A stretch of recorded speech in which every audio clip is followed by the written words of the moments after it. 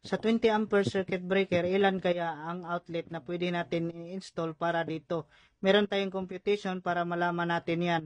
Sa 20 ampere circuit breaker, gumamit tayo dito ng wire na size na 3.5 mm squared or number 12. So ito yung wire natin na ginagamit para dito sa 20 ampere circuit breaker. So sa 20 ampere circuit breaker, kailangan natin na gamitin dito na maximum load ay 80% lang.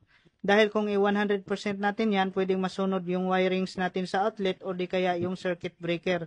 Kaya mas maganda talaga na 80% lang para safety yung wirings natin at siyempre efficient mag-trip off yung circuit breaker. So 20 ampere times 80% equals 16 ampere. So ito na yon ang maximum load natin para dito sa 20 ampere. So according sa Philippine Electrical Code, per outlet ay kailangan natin dito ng 180 volt amperes. So ito yung kailangan natin sa per outlet.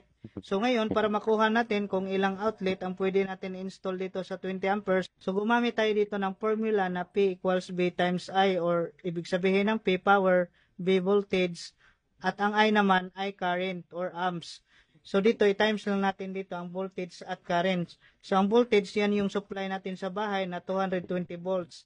Ang current naman ay ito yung maximum load na 16 ampere para dito sa 20 ampere. So 16 ampere times natin yan sa 220 volts equals 3,520 volt ampere or watts. So ito na yun ang maximum load na wattage para dito sa 20 ampere circuit breaker.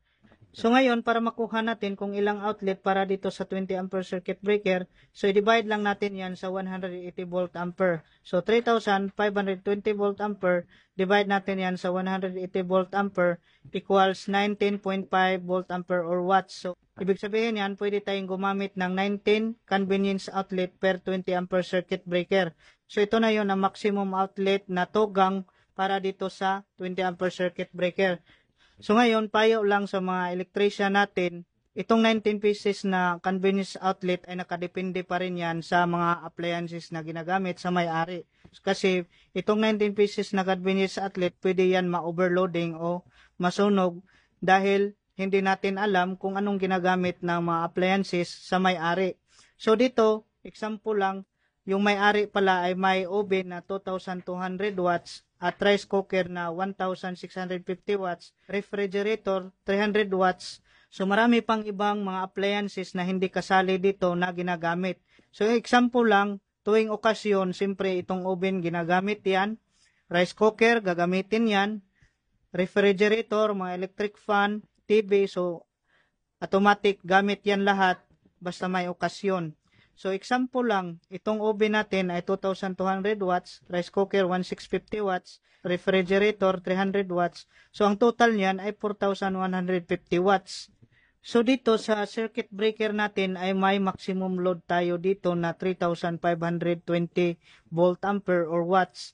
So ibig sabihin nito, kapag ginamit ito ng may-ari dahil may okasyon, so pwedeng ma-overloading itong circuit breaker, pwede masunog yung outlet or di kaya masira itong circuit breaker. So yan yung iwasan natin. Kailangan kung mag-install tayo ng mga outlet, tanungin muna natin yung mga appliances na gagamitin ng may-ari para mabukod natin yan, itong oven, mabukod natin yan ng circuit breaker or nakadepende sa matataas na wattage na appliances.